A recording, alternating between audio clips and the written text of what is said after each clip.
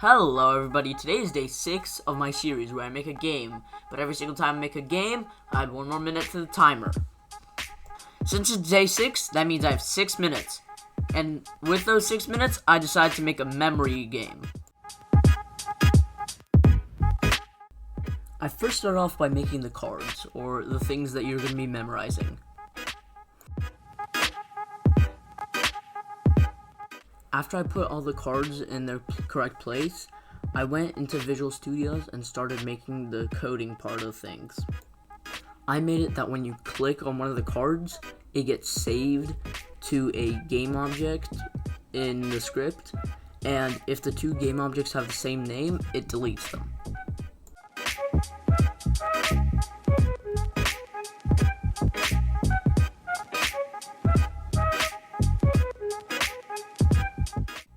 After I was finished with that, I started working on the code for the screen.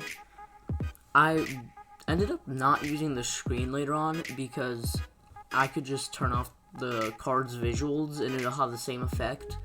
So really all this time wasted was really just for visuals, but then it seemed important, so I made it.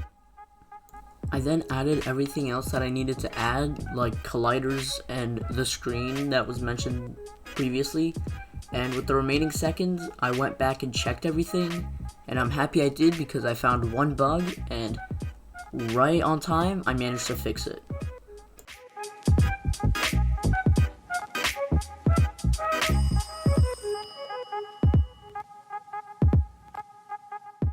And here's the final product.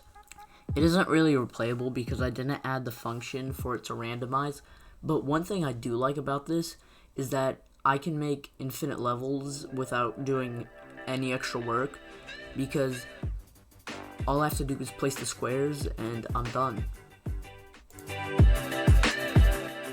Anyways, thank you so much for watching this video.